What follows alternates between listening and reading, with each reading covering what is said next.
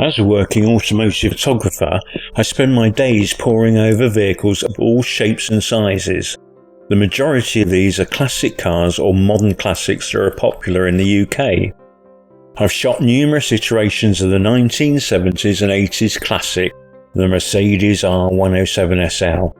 Here's my take on the car's good, bad and ugly characteristics based on these interactions. The good. Anyone who knows these cars like I do will witter on endlessly about their build quality. That's for good reason too.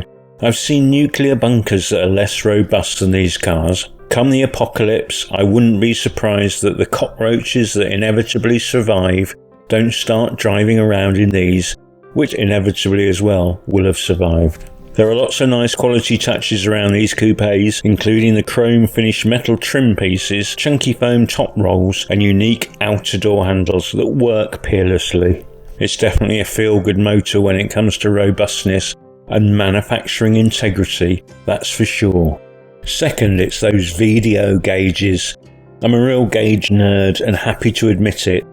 These VDO beauties are the best in the business and will be instantly recognisable to many of a certain age.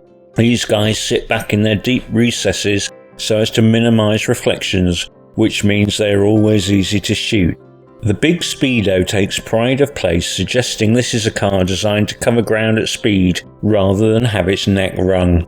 The speedometer features 1, 2 and 3 dots at the maximum recommended gear change speed, and the odometer reassuringly features 6 digits. These cars are designed to stay the distance, and they do. The small tachometer is really a nod to some mildly sporting credentials, and with some irony perhaps, a clock also shares this space in a sort of zen-like hurry up and wait contradiction. The third gauge tells you everything else you need to know, with the economy monitor likely a sop to the Americans. Engines, there are no bad engines in the R107 lineup either, despite it having a mighty production life of a full 18 years. These are simple, by today's standards, mostly understressed, chain-driven units in straight 6 and V8 configurations. No turbos, no wet belts or any of that modern madness that trips you up when you least expect. Maintain these properly and you can nudge that 6-digit odometer well into the 200,000 range.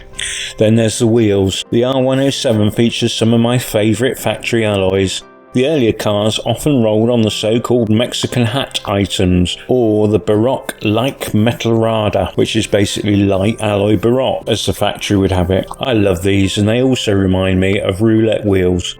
Is it just me? Later cars came with the option of the so-called manhole cover or gully decal 15-hole wheels. I don't care what they're called, for me they simply reek of 70s and 80s engineering prowess, with most made for Mercedes by Fuchs. Another key R107 feature I love to fill my lens with are what I called the Kit Kat rear lights. Officially known as Gary-Felt Rücklichten, apologies to any Germans watching, or rippled light, these are designed to keep cleaner longer, but in my opinion are 80% design-led and 20% functional. Who cares, they're great anyway. Now for the bad. The standard steering wheel is less car appropriate and more like a relic from a steamship of the 1840s. It's too big and feels and looks a bit wrong to my eyes. I'm a big one for keeping classics as original as possible, but if I were lucky enough to own an R107, it's the one change I might make. Look at this nice dainty number in this SLC, for example. One good thing is that the R107 predates airbags, so a change, if desired, should be relatively easy. Then there's the roof.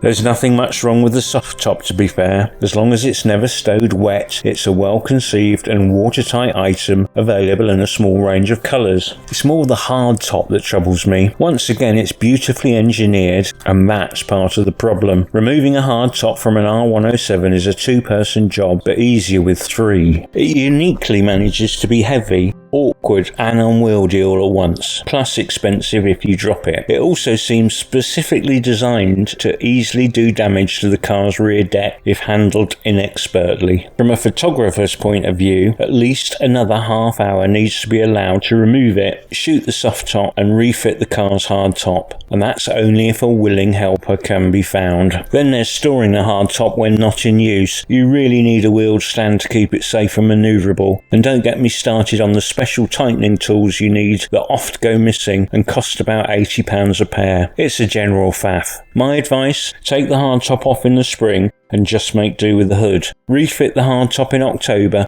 and keep it on until spring. It's not an arrangement to be taken lightly. Literally. The next bad is the MB Tex upholstery. Mercedes euphemism for vinyl, and it's fine for your old 200D, but not for the R107. It should have never been offered, but it was commonly specified. It's just not right. Whilst the full leather is luxurious, I would personally go for the sport check cloth. It's very of its time, a sort of Mercedes interpretation of Porsche's Pasha. Whilst we're on the bad, there are two other small areas that trouble me and sit in the not suitable category in my opinion. The inner boot lids are essentially unfinished, no carpet, not even body coloured paint, just matte black primer. What's that all about? Plus the two screw access apertures in the front wings are tiny and yet they bother me greatly. They just seem un-Mercedes-like somehow, especially for a top of the range sports model. And now for the ugly.